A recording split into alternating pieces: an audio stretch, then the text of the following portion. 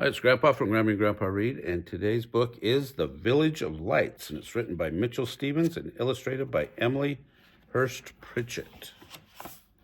And I love the illustrations in this book. It's a Cedar Fort book. Here we go. A long time ago, on top of a hill overlooking a village in far off England, there lived a lonely old farmer. Now, it must be said that the old farmer hadn't always been lonely. He hadn't always been old. In fact, there had been a time in his younger years that his humble farm had been filled with the sweet laughter of children and the voice of a loving wife. Back then, the old farmer's wife would often chase the squealing children around the yard at sunset while the old farmer finished his labors and set supper on the table, smiling as he listened to the sounds of their joy. The family would gather around the big oak table for supper and story time. The old farmer and his wife would captivate their children with tales of love and bravery. Then the family would lie down to sleep for the night, their stomachs filled with food and their dreams filled with courageous characters. But all that was gone now. The old farmer's wife had passed from a tragic illness many years ago. His children had all grown and moved away, and all that remained were the memories of a happier time. Each night, after finishing the last of his chores, the old man would perch himself on his broken-down fence and gaze down at the twinkling lights of the frosty village. Hundreds of flickering lights from the shops and homes would wink back at him like old friends through the blackness of the night. Occasionally, the sound of a dog barking in the distance would disturb the silence. At other times, quiet conversations of family enjoying a final exchange before turning in for the night would escape into the cold night air and fill the old farmer's heart with the warm memories of days gone by. And for that one brief moment, enveloped by the familiar lights and sounds of his village, he would forget his loneliness. Night after night, the old farmer would remain fixed at his spot on the hill until every light of the village had been extinguished. First one light would disappear, followed by another, and then another. Finally, the light on the church steeple would be the last light of the village, shining triumphantly against the night sky, and then it too would go out, putting the village to bed beneath a blanket of darkness. One chilly morning, the old farmer made his way into town to pay a visit to the village cobbler. His favorite boots had worn thin and were in great need of repair. As the old farmer entered the shop, the cobbler lifted a silencing hand and motioned for the old farmer to listen to the nearby radio.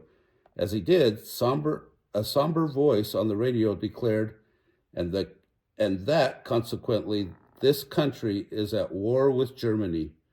For a brief moment, the cobbler and the old farmer didn't say a word, instead exchanging grave looks of concern. "Whatever are we to do?" the cobbler finally exclaimed as he cradled his head in his hands. The voice of the radio continued to warn that German warplanes would soon begin their bombing raids over the towns and villages of England.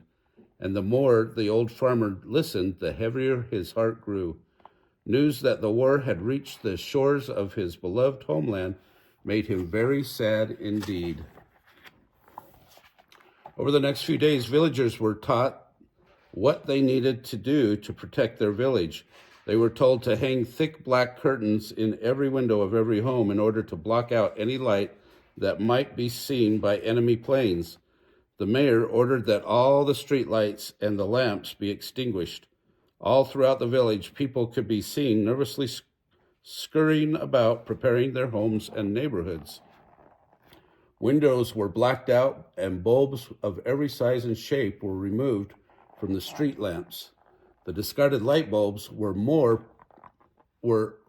then put into wooden crates and had been placed in the streets throughout the village. Wishing to do his part, the old farmer slowly pushed his wooden cart through the narrow streets of the village to gather up lights, feeling that in doing so, he was gathering up old friends. He sadly filled his cart with crates full of lights and then pulled his cart up the snow-packed hill to his farm. One by one, he lifted the crates out of his cart and carefully placed them in the corner of his barn. There, he felt, they would be safe until the war was over and they could once again light up the village. As the days and weeks passed by, the Christmas season quietly approached.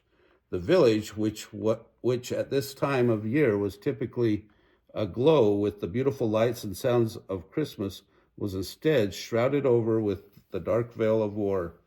The old farmer had long ago stopped sitting at the post of his fence at night because there was nothing to see. All the lights that had once beamed up at him so brightly were now hidden away in fear. Instead, the old man would go to bed each night feeling a little bit lonelier than he had the night before. One night, as the old farmer finished his chores and leaned his shovel against the wall of his barn before heading to bed, he caught sight of the crates of lights. It seemed so long ago that they had been lit up in the village. Oh, how he missed them. After the farmer had crawled into bed that night and was just about ready to drift off to sleep, a tiny idea popped into his head. The more he thought about it, the more certain he became that this was exactly what he needed to do. Yes, he said to himself, whispering, even though no one was in his quiet house to overhear him. The small smile and a new sense of purpose, he fell into a deep and peaceful slumber.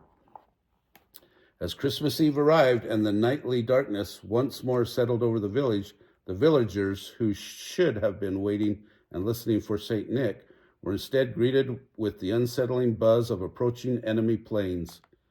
Before too long, the loud thunder of exploding bombs in distant villages shook the ground under their feet, sending them scurrying for cover. Closer and closer the planes came, until suddenly their screaming engines could be heard just overhead.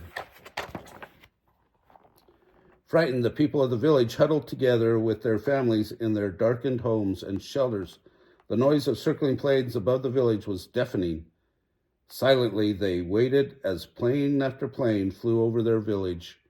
Finally, after what seemed like hours, a quiet silence settled over the village as the last of the planes roared off into the distance.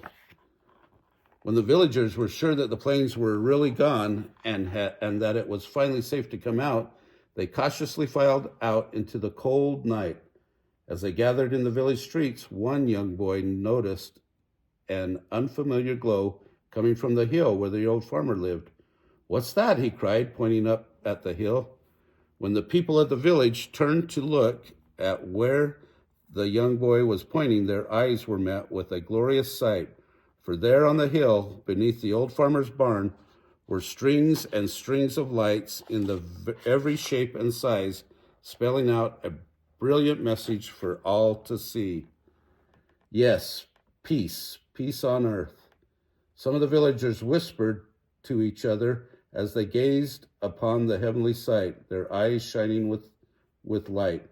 Never had the lights of Christmas meant so much to the people of the village as they did at that very moment. And it must be said that never had the lights of the village meant so very much to the old farmer, who, by the way, was no longer lonely.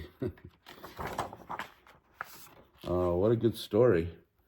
I hope you enjoyed that story. I did. If you did, smash the like button down below. Give us a big thumbs up. Subscribe to the channel of Grammy and Grandpa Read.